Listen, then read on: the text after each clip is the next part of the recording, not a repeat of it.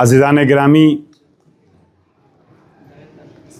خالق کائنات نے سورہ زمر میں ارشاد فرمایا ہے، اللہ آپ سب کو سلامت رکھے، ماشاءاللہ بڑی محنتیں کر رہے ہیں۔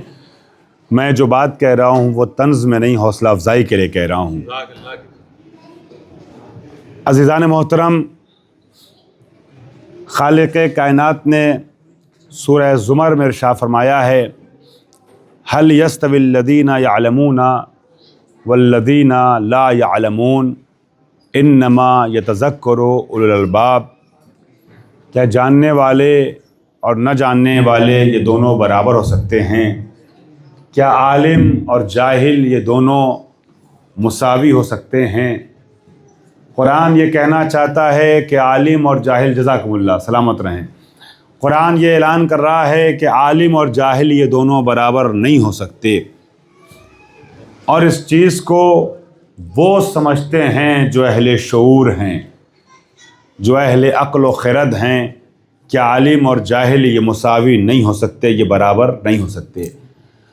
عزیزان گرامی، تاریخ انبیاء کے جھروکے اور فضائل آل محمد کی جھلکیاں عنوان کے تحت عظمت علم و علماء کے رخ کو مد نظر رکھتے ہوئے گفتگو آگے بڑھ رہی ہے، جو عزیزان گرامی اس عشرے کے عنوان سے آج تیسرے مرحلے میں وارد ہو رہی ہے۔ میں نے کل کی مجلس میں قرآن مجید کی کچھ آیات کے سہارے سے علم کی اہمیت پر گفتگو کرتے ہوئے مدینۃ العلم اور باب مدینۃ العلم کے کچھ فضائل پیش کیے۔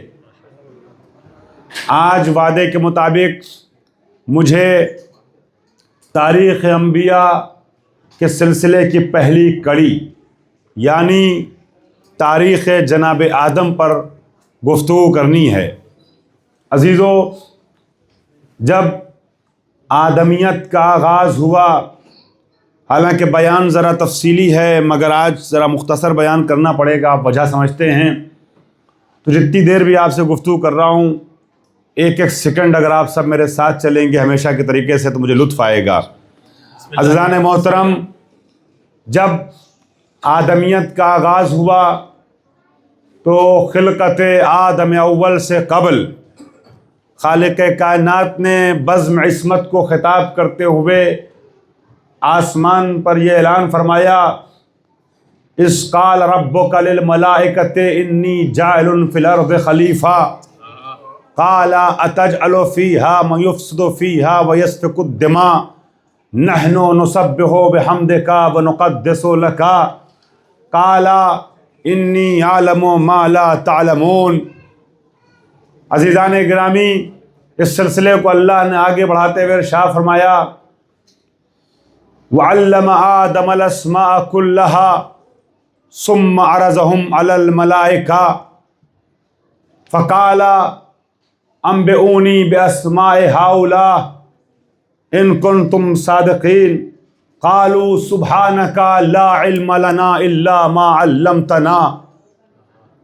پھر اللہ نے آدم سے کہا، یا آدم انبئهم باسماء هؤلاء فلما انبأهم قال لئن لم اقل لكم انی عالم غیب السماوات والارض وانی عالم ما تبدون وما کنتم تکتمون۔ یہ سورہ بقرہ کی آیت نمبر 30 سے لے کر کے آیت نمبر 37 تک کے جملات تھے جو میں نے آپ کے حوالے رکھے، پیش کیے۔ اس سے مشابہ باتیں خالق کائنات نے سورہ صاد میں آیت نمبر 71 سے لے کے آیت نمبر 75 تک پیش کی ہیں، جہاں انشاءاللہ گفتگو کے اگلے مرحلے میں جاؤں گا۔ خالق کائنات نے خلقت آدم کا ذکر کرتے ہوئے یہ اعلان فرمایا، اذ قال ربک للملائکۃ انی جاعل فی الارض خلیفہ۔ نبی، یاد کیجئے اس وقت کو، ذہن میں لائیے اس دن کو، تصور کیجئے اس لمحے کو، سوچئے اس وقت کے بارے میں کہ جب میں نے اپنے فرشتوں سے کہا، اے میرے فرشتوں، میں سروئے زمین پہ اپنا خلیفہ بنانے والا ہوں۔ عزیزان گرامی، پہلے مرحلے میں عاشقین سرور کائنات کے حوالے ایک جملہ کر دوں. عزیزان گرامی، اس نبی کی فضیلت کے حوالے سے ایک بات کہہ دوں جس نبی کی شاگردی پہ حیدر کرار افتخار کرتے ہیں. بات پہنچ رہی ہے؟ میں ایک ایک فرد کی توجہ چاہوں گا. میں نے اس دن عرض کیا تھا جس محنت سے گفتگو کرتا ہوں اسی محنت سے رسپانس کی امید ہوتی ہے. آپ کے سماعتوں میں بڑا بھروسہ، مجھے یقین ہے جتنے افراد ہیں ایک ایک فرد تک بات پہنچے گی. عزیزان گرامی، خالق کائنات نے اس دنیا میں نبی کے قدم رکھنے کے ہزاروں سال پہلے کا واقعہ یاد دلاتے ہوئے کہا، اذ قال ربک للملائکۃ، نبی یاد کیجئے اس وقت کو کہ جب میں نے آدم کو بنایا.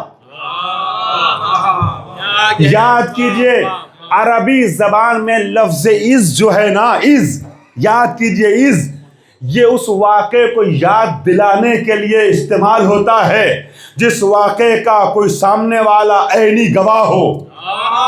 میں کچھ کہہ رہا ہوں. عزیزان گرامی، کل کی مجلس کے بعد ہماری ایک گفتگو کسی سے ہو رہی تھی.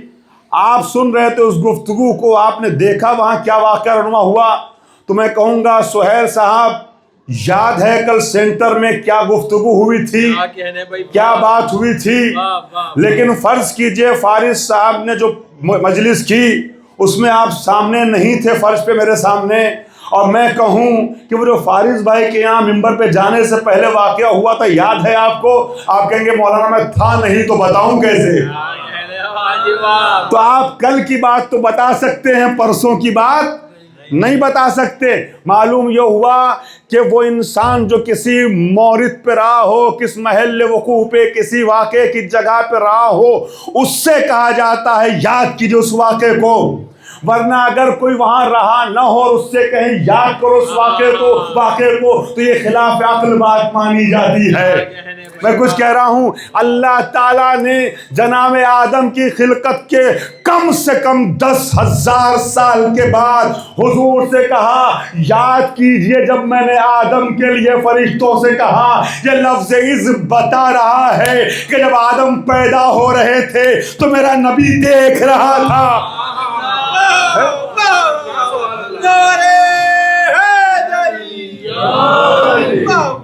میرا نبی موجود تھا، ہمارے نبی موجود تھے، تبھی تو کہا. اب وہ حدیث سمجھ میں آئی نبی کی، کنت نبی و آدم بین الماء والطین، میں اس وقت بھی نبی تھا جب آدم آب و گل کے درمیان تھے.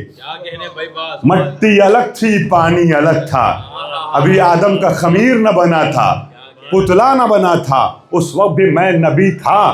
اب شیخ صدوق کی وہ روایت سمجھ میں آئے گی آپ کو کہ جو آپ نے تحریر کیا ہے عزیزان گرامی شیخ صدوق نے، کہ جب آدم کی خلقت ہوئی تو عزیزان محترم جناب آدم نے انوار پنجتن کو دیکھ کے پوچھا خدایا یہ کون ہیں، کیا ان کو مجھ سے پہلے بنا دیا؟ آواز قدرت آئی، آدم حد ادب، ان کو صرف تم سے پہلے نہیں بلکہ ساری کائنات سے پہلے بنایا ہے. اگر ان کو بنانا مقصود نہ ہوتا تو نہ زمین ہوتی، نہ آسمان، نہ چاند ہوتا، نہ ستارے. عزیزو، آدم نہ تم ہوتے نہ تمہاری نبوت.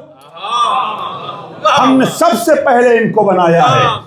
اسی لیے تو نبی نے فرمایا اول ما خلق اللہ نوری، سب سے پہلے اللہ نے میرے نور کو بنایا. وَأَنَا وَعَلِيٌّ مِّن نُورٍ وَاحِدٍ، میں اور علی ایک ہی نور سے ہیں.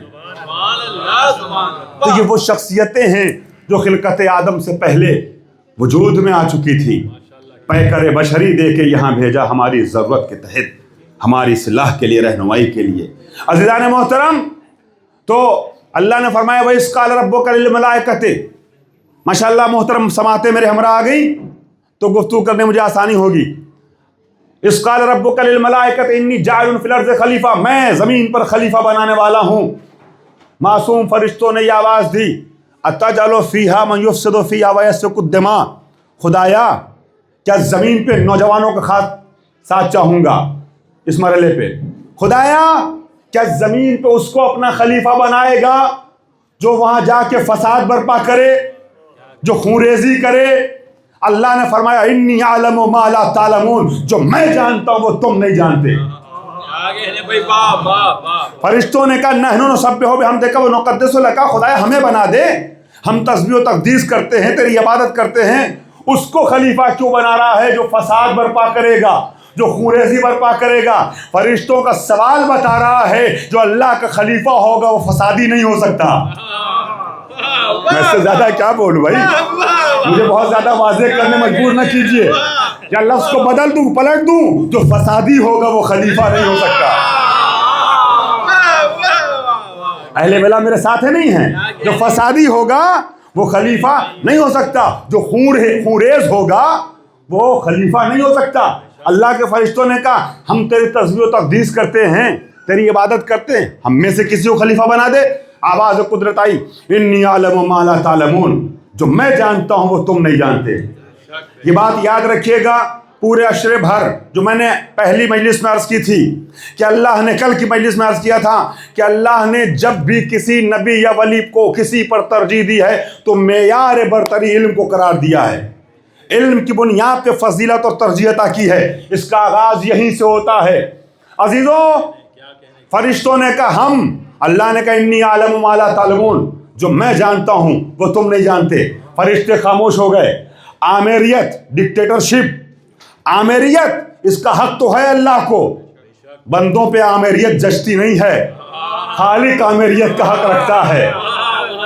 حق تو ہے مگر اللہ نے آمیریت دکھائی نہیں، یہ کہہ کے خاموش تو کر دیا کہ جو میں جانتا ہوں وہ تم نہیں جانتے، مگر دلیل بھی پیش کی، آگے نمونہ ہے دلیل کا، برہان قائم کیا اللہ نے۔ اور عزیزان گرامی، اب آدم کو خلیفہ کیوں بنایا، ترجیح کیوں دی، اس کو اللہ نے پیش کیا۔ اور قرآن کہتا ہے ثم وعلم آدم الاسماء كلها ثم عرضهم على الملائکہ۔ آگے آ جائیں آپ لوگ، آگے تشریف لے آئیں۔ بیٹا بیچ میں گئے تھے آپ لوگ، قریب آ جائیے بیٹا، آگے آ جائیے، آگے آئیے، سمٹ بیٹھ جائیں، تھوڑا لیفٹ سائڈ آ جائیے، تھوڑا ادھر آ جائیے آپ لوگ، ذرا زحمت ہوگی بیٹا، ادھر آ جائیے اس طرف، میرے رائٹ سائڈ آ جائیے، اپنے لیفٹ آ جائیے آپ لوگ، وہ جگہ چھوڑ دیں۔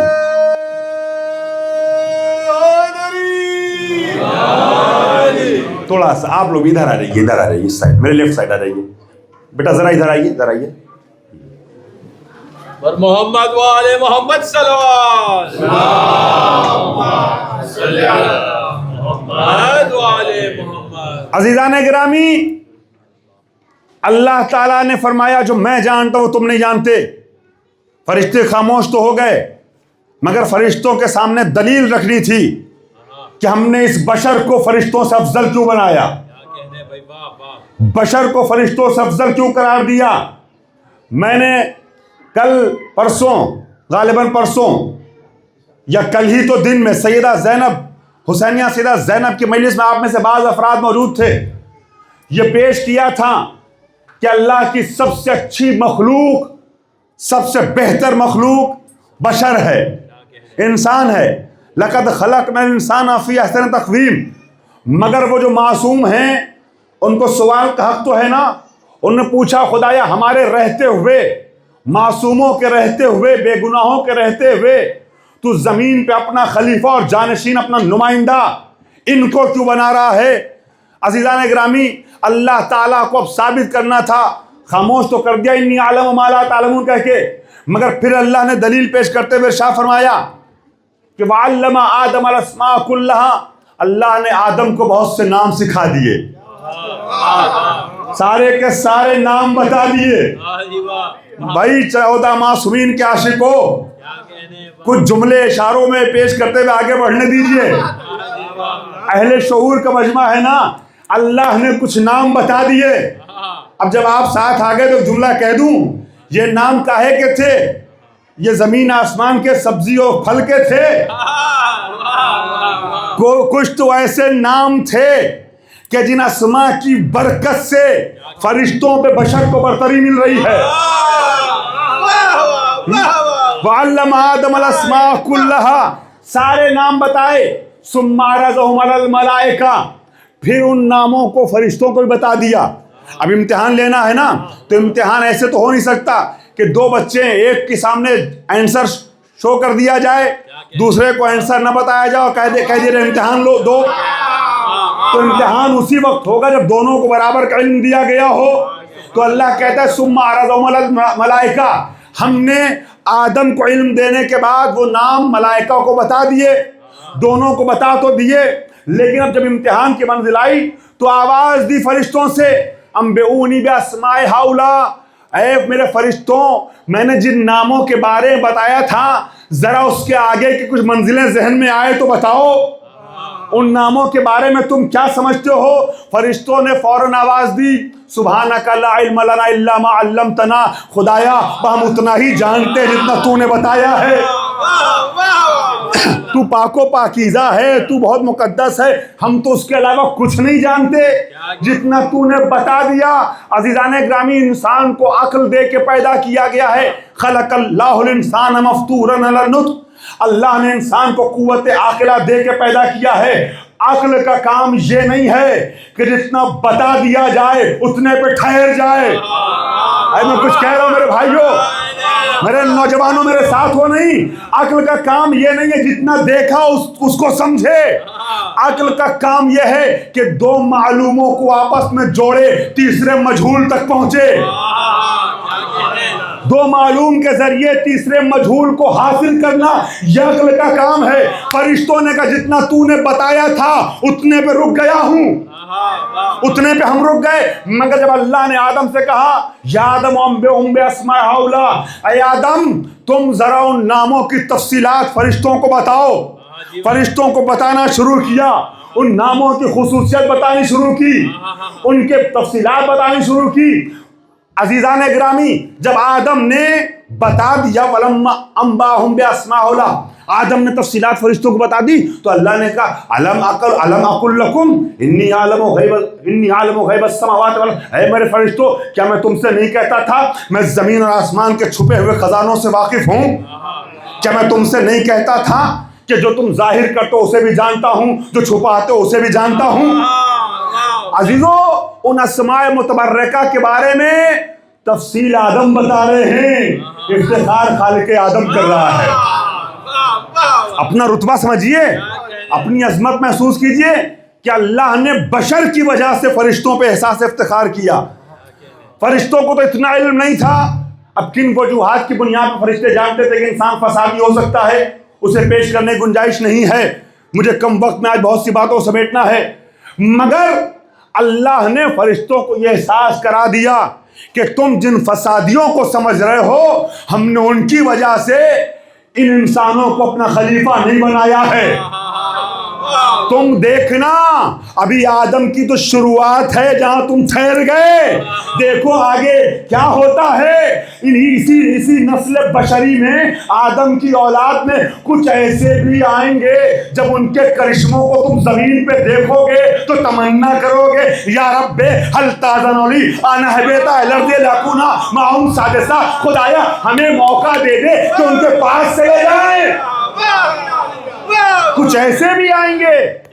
تمہاری نظر فسادیوں پہ ہے, ہم نے ان فسادیوں کی وجہ سے خلیفہ نہیں بنایا ہے, بلکہ ایسے مخلوقوں کی وجہ سے, ایسے بندوں کی وجہ سے انسان کو خلافت عطا کی ہے کہ جن کے کمالات کو دیکھنے کے بعد معصوم فرشتے بھی کہتے ہیں خدایا اجازت دے کہ ہم ان کی خدمت میں جائیں. اور آتے ہیں وہ فرشتے, وہی فرشتے جو اعتراضات کر رہے تھے, اعتراض نہیں سوال کر رہے تھے, وہی فرشتے کچھ ایسے افراد جو اللہ کے حقیقی خلیفہ ہیں بہانے سے آتے ہیں. کبھی جھولا جھولانے کے بہانے, کبھی روٹیاں لینے کے بہانے, کبھی قرآن لے کے آنے کے بہانے. محسوس کر رہا, بار بار آتے ہیں. تو اللہ نے کہا کہ ہم نے کہا تھا نا تم کو. اچھا اب ایک جملہ اور, ماشاءاللہ مجلس کا پورا ماحول بن گیا ہے, ذرا ایک جملہ میں مجلس کا پیش کر دوں, فضائل پر مشتمل. یہ تو علم کی باتیں ہو رہی تھیں جو علم دوست افراد غور سے سن رہے تھے, شوق سے سن رہے تھے. اب ذرا ایک جملہ فضیلت کا سن لیجئے گا. اللہ تعالیٰ شاہ فرماتا ہے کہ ہم نے حکم دیا اذ قال ربک للملائکۃ اسجدوا لآدم. دیکھیے ابھی میں سورہ 7 پہ نہیں پہنچا ہوں, ابھی سورہ بقرہ کی آیتیں پیش کر رہا ہوں. سورہ بقرہ اور سورہ 7, جناب آدم کا تذکرہ کئی جگہ قرآن میں ہوا ہے, لیکن سورہ بقرہ اور سورہ 7 میں تفصیل سے ہوا ہے.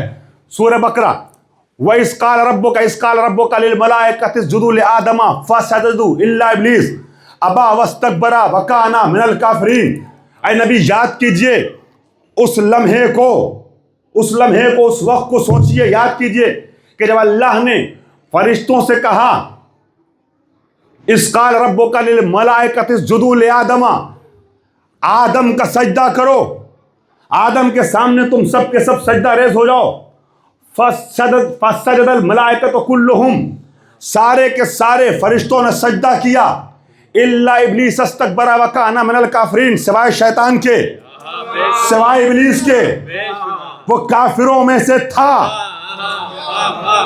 مجھے نہیں معلوم آپ میں سے کتنے عربی ادب سے ذوق رکھتے ہیں۔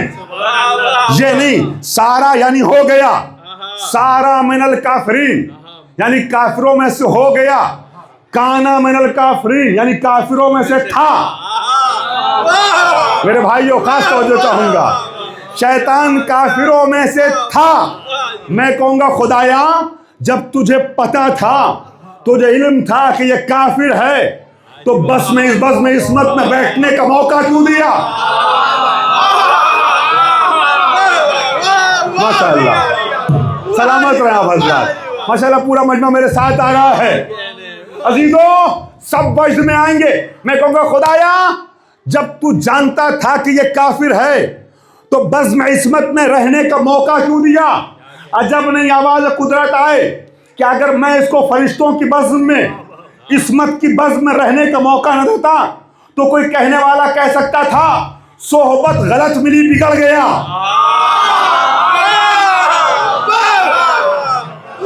بس پتہ یہ چلا جملہ حوالے کر رہا ہوں، اگر سے جملہ پہنچ چکا ہے مگر میں مکمل کر دوں۔ پتہ یہ چلا کہ اگر بزم عصمت میں بھی رہے تب بھی شیطان ہی رہتا ہے۔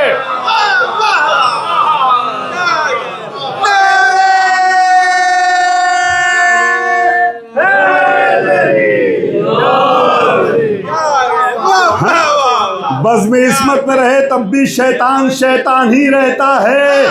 بس بات اتنی ہے، بزرگ مجھے اجازت دیں بیدار نوجوانوں کے حوالے ذرا مجلسی جملہ کر دوں، شیطان ہی رہتا ہے، بس فرق اتنا ہے، توجہ چاہ رہا ہوں، شیطان رہتا ہے جب، بس بات اتنی ہے کہ جب سرکشی حد سے بڑھتی ہے تو بزم سے نکالا جاتا ہے، چاہے وہاں کی بزم عصمت ہو چاہے یہاں کی بزم عصمت ہو، وہاں فخرش کہہ کے بھگایا جاتا ہے یا قوم انی کہہ کے نکالا جاتا ہے۔ شیطان ہی رہتا ہے، اس سے زیادہ میں سنبھل کے آپ سے نہیں کہہ سکتا تھا، اور جو کچھ پڑھ رہا ہوں وہ قرآن ہے، بہت خوب، یاد رکھیے گا، اپنی جانب سے کچھ نہیں کہہ رہا ہوں، یہ سب قرآن ہے، شک نہ کیجئے گا میرے ایک جملے پہ بھی، سارا جملہ جو بھی لیا گیا ہے وہ مفہوم قرآنی ہے۔ اللہ تعالیٰ نے کہا نہیں، میں نے رہنے کا موقع تو دیا لیکن تھا کافر، کہنا من الکافرین، موقع دے دیا تاکہ کوئی کہنے نہ پائے کہ صحبت غلط ملی۔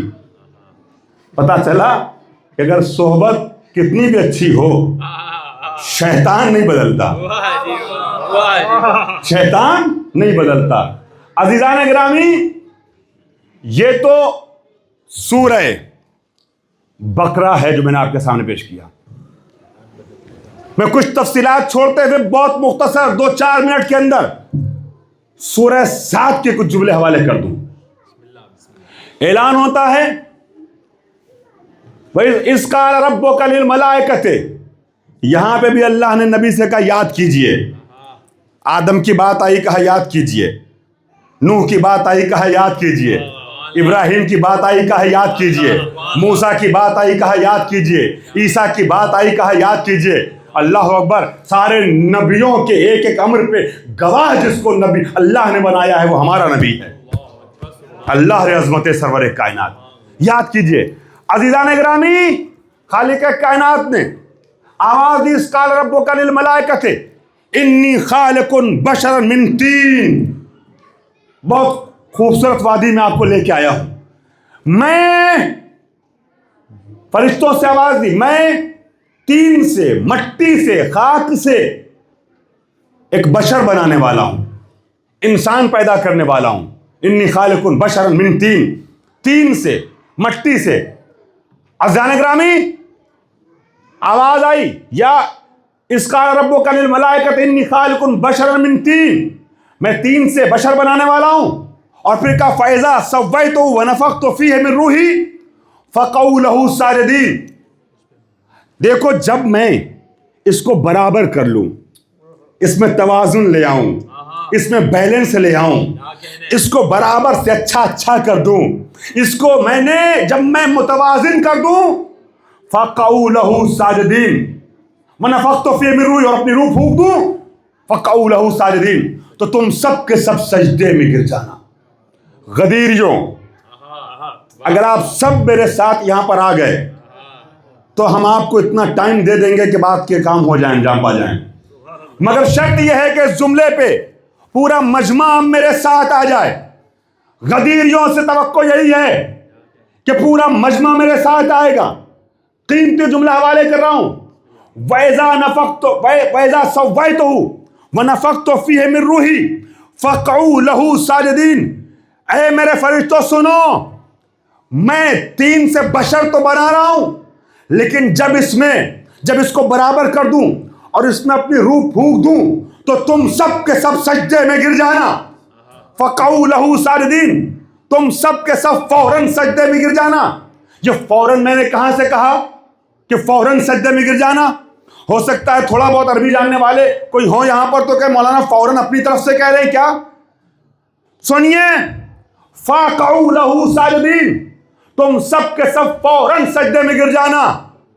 ہم اس فا کا ترجمہ اردو میں کہتے تھے پس، لیکن اگر گہرائی میں جایا جائے تو عربی میں فا فوریت کو سمجھانے کے لیے آتا ہے. دیکھیے، اشتراک کو سمجھانے کے لیے، بعد کو سمجھانے کے لیے تین چیزیں آتی ہیں. بعد کو سمجھانے کے لیے عربی میں واو ہے، فا ہے، ثم ہے. چونکہ چھوٹے بچے بھی لہذا آسان کرنا چاہ رہا ہوں. واو، ثم اور فا. ہم نے کہا جا زید و عمر، اس کا مطلب یہ ہوا کہ زید آیا اور عمر آیا. یہاں صرف اشتراک ہے، دونوں آئے ہیں، آنے میں دونوں کامن ہیں، شریک ہیں. کون پہلے آیا کون بعد میں پتہ نہیں ہے. میں کچھ عرض کر رہا ہوں، مولا ہی ہو، غدیری بن کے جملہ سننا. جا زید و عمر، زید آیا اور عمر آیا، دونوں آئے، معلوم نہیں پہلے زید یا پہلے عمر. پھر میں نے کہا جا زید ثم عمر، زید آیا پھر عمر آیا. یہاں اشتراک کے ساتھ ساتھ ترتیب بھی ہے، یعنی پہلے زید ہے. میں اپنے بزرگوں کے حوالے تحفہ کر رہا ہوں. اشتراک بھی ہے، ترتیب بھی ہے، یعنی پہلے زید آیا اس کے بعد عمر آیا. اب کون کتنی دیر بعد آیا عمر یہ پتہ نہیں ہے. ہو سکتا ہے فوراً آیا، ہو سکتا ہے ایک گھنٹے بعد آیا ہو. لیکن جب میں نے کہا جا زید فعمر، تو یہاں اشتراک بھی ہے، ترتیب بھی ہے، فوریت بھی ہے. عزیزو، حوضے میں 15 سال گزارے ہیں تو کئی بار ممبر پہ، ممبر حسینی سے وہ حوضوی ذوق جاگنے لگتا ہے، مگر کوشش یہ رہے گی کہ ذرا آسان کر دوں. یہاں جب میں نے کہا جا زید فعمر تو ترتیب بھی ہے، اشتراک بھی ہے، فوریت بھی ہے، یعنی پہلے زید آیا پھر عمر آیا، اور زید کے آتے ہی فوراً عمر آیا. جا زید فعمر، بات سمجھ میں آئی؟ عربی میں فا فاصلے کو مٹانے کے لیے آتا ہے، فاصلے کو ہٹانے کے لیے آتا ہے. میں نے کچھ سوچ کے آپ کو غدیری کا لقب دیا ہے. جملہ سنیے گا، اللہ نے کہا فَقَعُوا لَهُ سَاجِدِينَ، جیسے ہی روح پھونکوں فوراً سجدے میں گرنا. کوئی فرشتہ ذرا سی دیر کرتا تو شیطان ہوتا. میں کچھ کہہ رہا ہوں، میرے بھائیوں میرے ساتھ آنا. نوجوانوں، بچوں، بیداری تو سننا. ذرا سی تاخیر کرتا کوئی فرشتہ تو شیطان ہوتا، اور ایک نے دیر کی تو مردود بن گیا. اللہ نے کہا فوراً. بس فا سمجھ میں آیا؟ فا عربی میں فوریت کو سمجھانے کے لیے آتا ہے، فاصلے کو مٹانے کے لیے آتا ہے. اب تاریخ کا کوئی فا ذہن میں آیا؟ کھلا میدان ہے، سوالات کا مجمع ہے، حاجیوں کا خلوق ہے. نبی نے کسی کو ہاتھوں پہ اٹھا کے کہا الا ومن کنت مولا فہذا.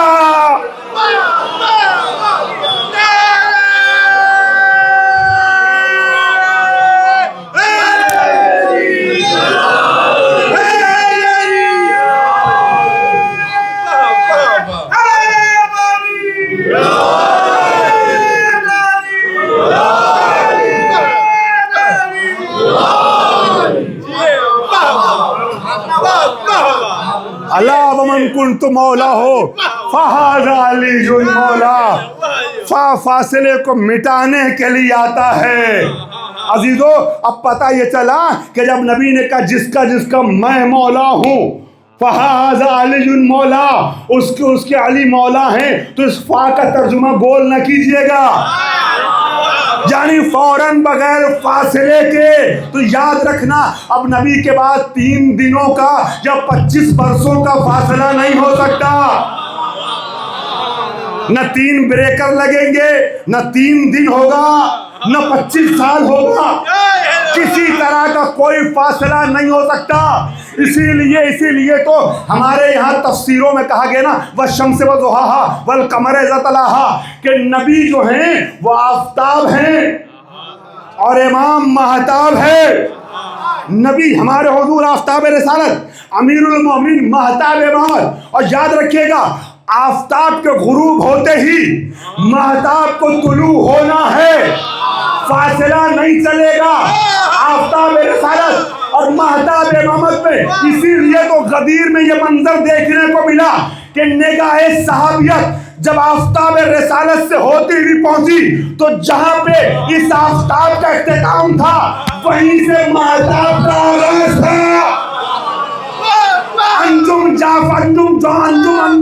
انجم معروفی نے اسی منظر کو 2 مصروں میں بیان کر دیا کہ رسول آفتاب ہے، امام مہتاب ہے. غدیر کا منظر رسول آفتاب ہے، امام مہتاب ہے، غروب آفتاب پر طلوع مہتاب ہے. صلوات بر محمد و آل محمد.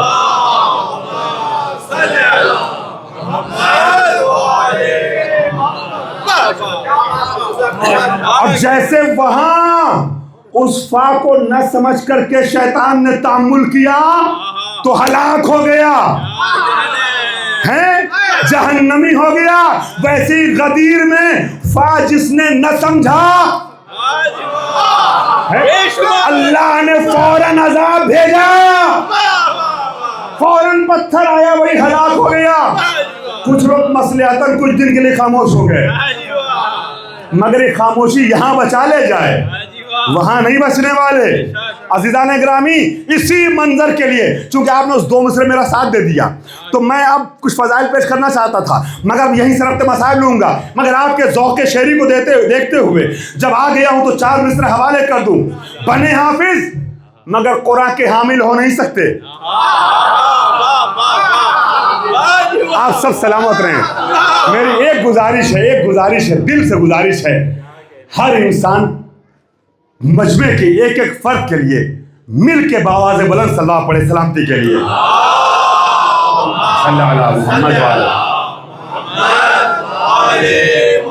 اللہ آپ سب کو سلامت رکھے، خدا آپ سب کی توفیقات نہ فرمائے، سب کو اللہ کا موحد بنا کے رکھے، علی کا ولایتی بنا کے رکھے، عاشق و مومن بنا کے رکھے. عزیزان گرامی اب وہ منظر میرے ذہن میں آ گیا کہ جنہوں نے نہیں مانا کسی اور کو ماننے کی کوشش کی. عزیزان گرامی انجام کیا سنیے، بنے حافظ مگر قرآن کے حامل ہو نہیں سکتے، خلیفہ بن کے حیدر کے مقابل. پھر واپس آ جاؤ عزیزو، ذرا دعا میں بریک لگ گیا نا 10 سیکنڈ کا، واپس فضا میں آ جاؤ فضائل کی. بنے حافظ مگر قرآن کے حامل ہو نہیں سکتے، خلیفہ بن کے حیدر کے مقابل ہو نہیں سکتے. اگر اجماع نے سب کا ایگری کرنا، اتفاق کرنا، اگر اجماع بنے حافظ مگر قرآن کے حامل ہو نہیں سکتے، خلیفہ بن کے حیدر کے مقابل ہو نہیں سکتے، اگر اجماع امت کر بھی دے ثابت تو کیا شاعر نجی ذرے زمین پہ مائے کامل ہو نہیں سکتے.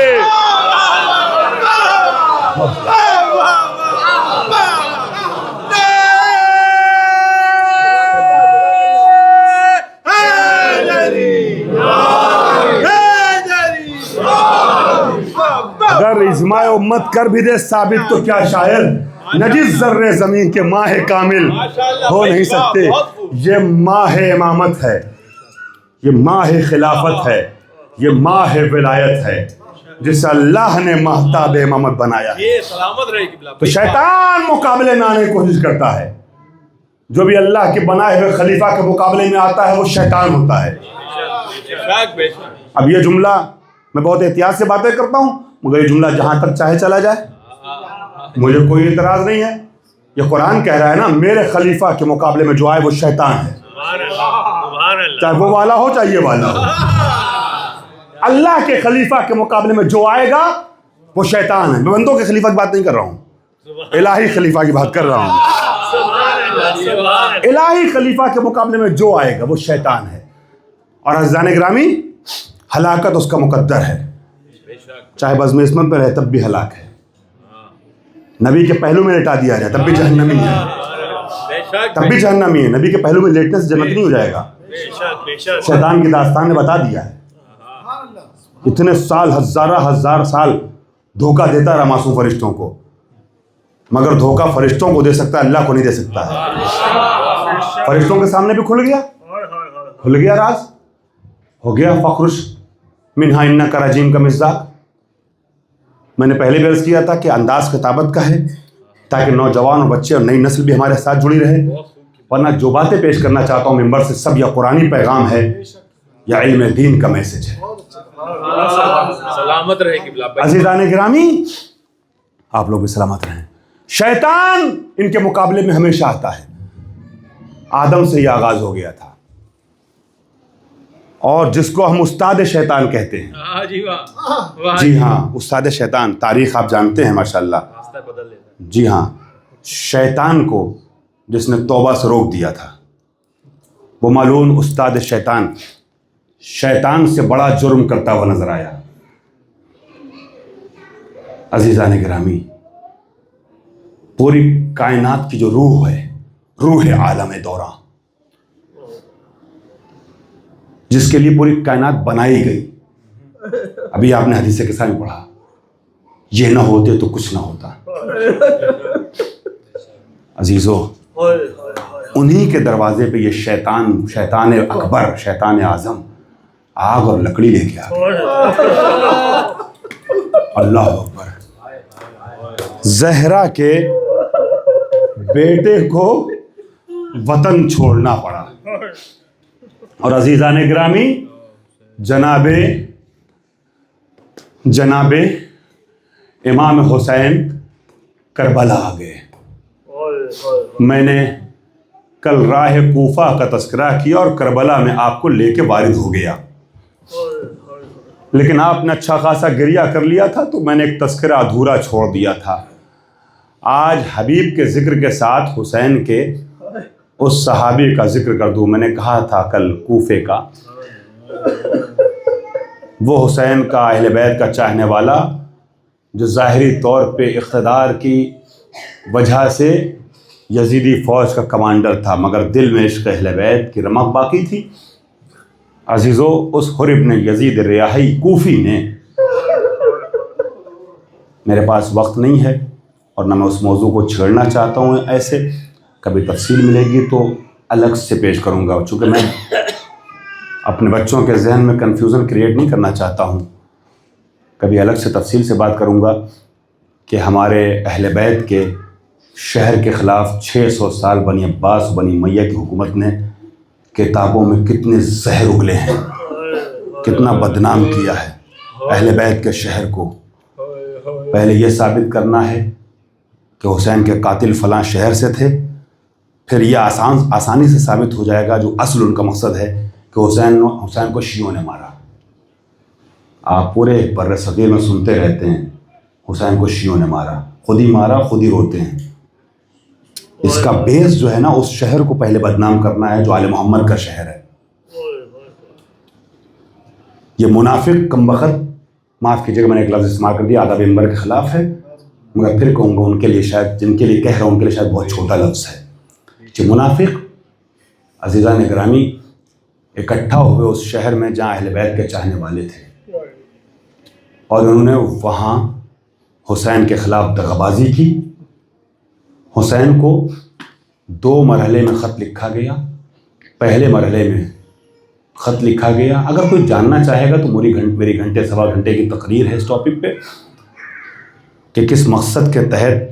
قلم ہمارے پاس نہیں تھا، 600 سال تک بنی امیہ اور بنی عباس کے پاس قلم تھا، اور جس شہر والوں نے مسلسل ان کی حکومت کے خلاف، بنی امیہ اور بنی عباس کے خلاف احتجاج کیا، علم مخالفت بلند کیا، حسین کے نام پہ جہاد کیے، قیام کیے، اور بار بار شہید ہوئے، بار بار مارے گئے. کربلا کا واقعہ ہوتے ہی سلیمان بن سورد خزائی کی سربراہی میں 4000 شیعہ سر پہ کفن باندھ کر کے آ گئے اور سب مارے گئے.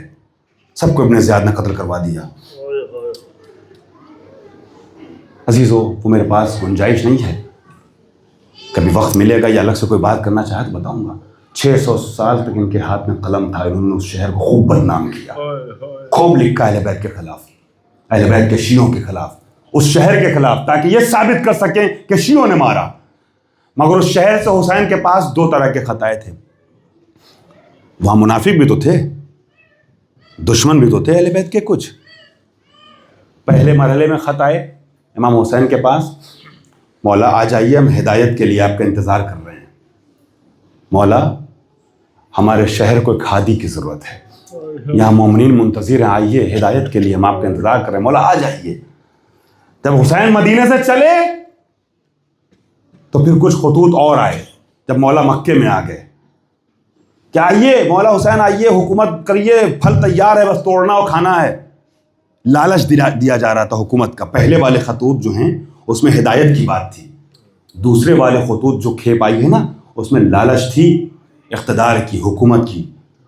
پہلے والے جو خطوط تھے وہ علی کے شیعوں نے بھیجے تھے، جس میں حبیب ابن مظاہر تھے، مسلم ابن اوسجہ تھے، ہانی ابن عروہ تھے، جناب سلیمان ابن سورد خزائی تھے.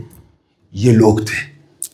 جب ان لوگوں کوفے کے منافقین کو پتا چلا کہ حسین آ رہے ہیں، حسین کی حکومت ہوگی، تو اس خیال سے کہ ہم بھی اس حکومت میں حصہ ہمارا بن جائے، حسین کو خطوط کی دوسری کھیپ آتی ہے، جس میں شبس ابن ربعی جیسے افراد، محمد ابن اشعث جیسے منافقین، جو پہلے والے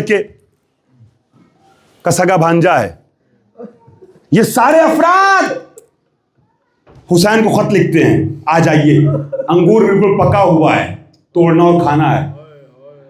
حسین جب آ رہے تھے تو یہ لوگ اس امید میں تھے منافقین کہ ہم کو بھی حکومت ملے گی.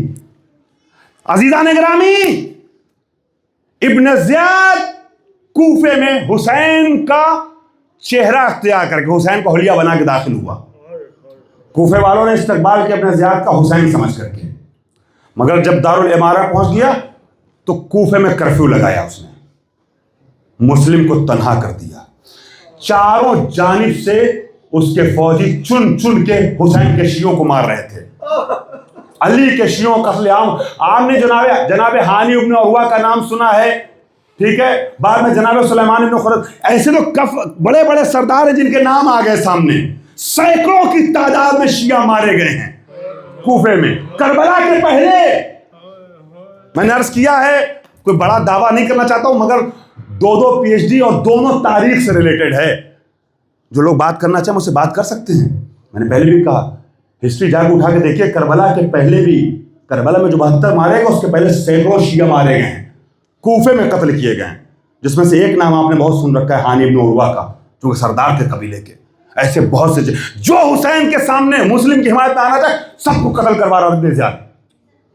کرفیو لگوا دیا تھا، سب مارے جا رہے تھے.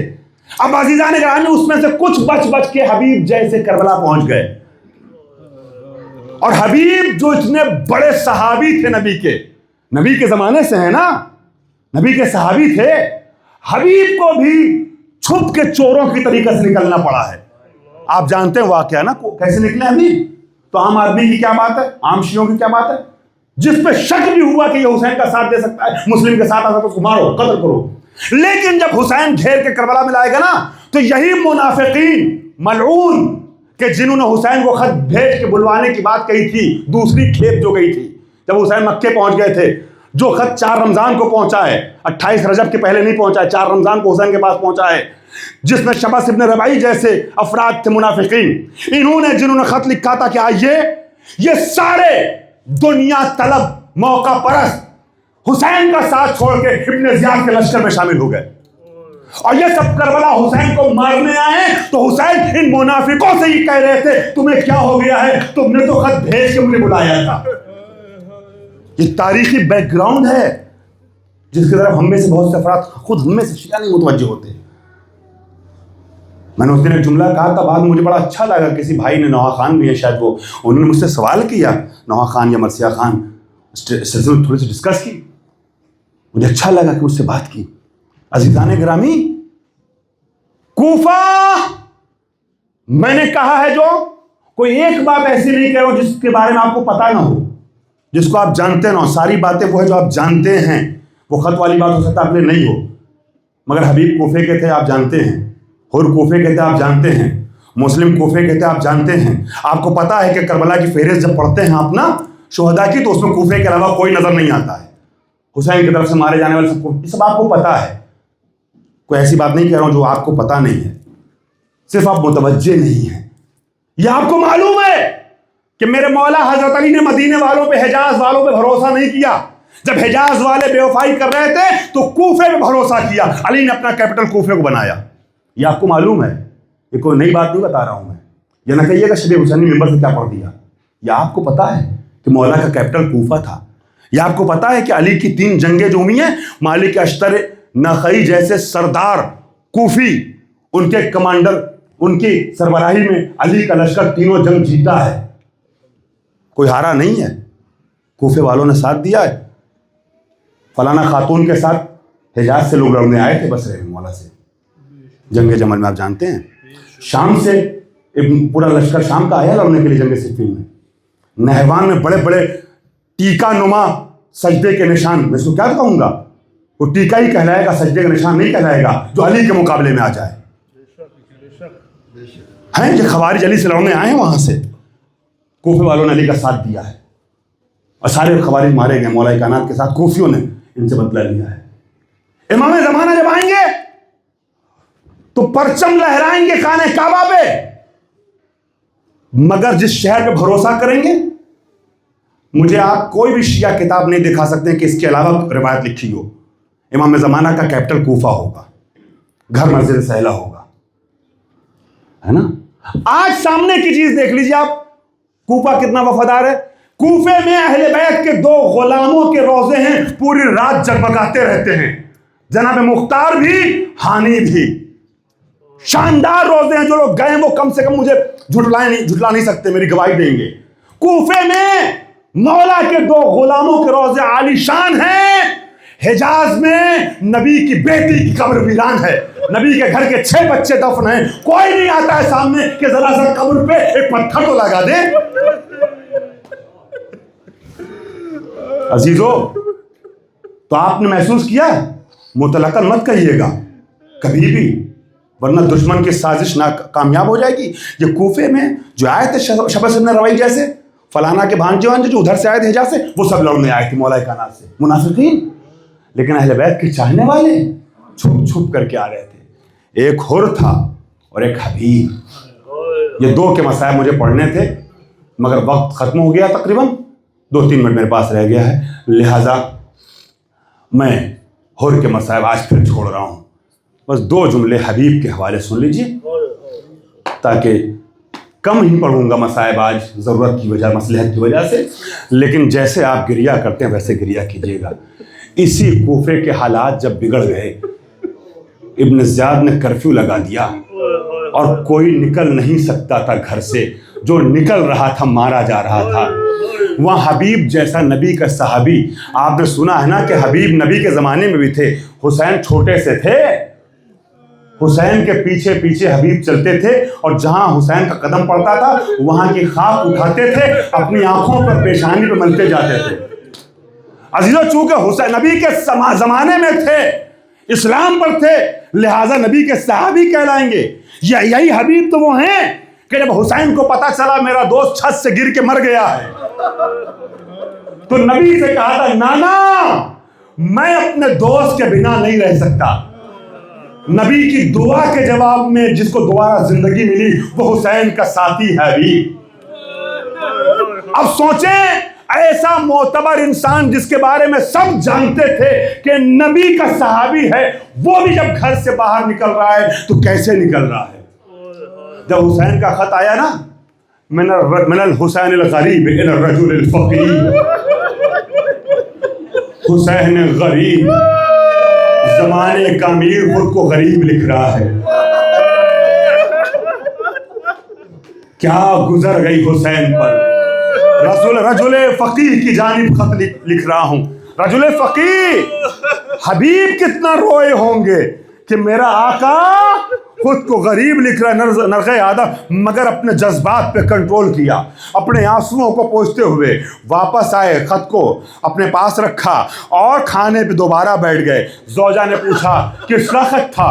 کہ حسین ابن علی کا. کیا ہوا؟ کہ نرخ آدم میں گر گئے ہیں، مجھے مدد کے لیے بلایا ہے. مدد کے بلایا. کہ پھر تمہارا ارادہ کیا ہے؟ کہا بی بی کوفے کے حالات اچھے نہیں ہیں، جو گھر سے نکل رہا مارا جا رہا ہے، میں ان حالات پہ کیسے جاؤں؟ عزیزو اب ایک مرتبہ حبیب کی زوجہ نے، عزیزو یہ حسینیت مردوں کے ساتھ عورتوں کے ذریعے بھی آگے بڑھی ہے. کربلا سے لے کے آج تک حبیب کی زوجہ نے ایک مرتبہ اپنی چوڑیاں اتاری، حبیب کے سامنے رکھی کہ حبیب ذرا یہ چوڑیاں پہن کے تو گھر میں بیٹھ، تو حجاب میں رہ، میں اپنے آقا کی مدد کو جاؤں گی. تجھے غیرت نہیں آتی، تیرا آقا مدد کو بلا رہا ہے، فرزند زہرا اکیلا ہے. حبیب رونے لگے کہ نہیں، تم نے سوچا کیسے کہ میں حسین کے ساتھ بے وفائی کروں گا؟ میں تو کنیز خدا تجھے آزما رہا تھا. میں ضرور جاؤں گا. پہلے اپنے غلام کو بھیجا. حالات صحیح نہیں ہے نا، حالات صحیح نا، میں صرف آپ متوجہ کر رہا ہوں.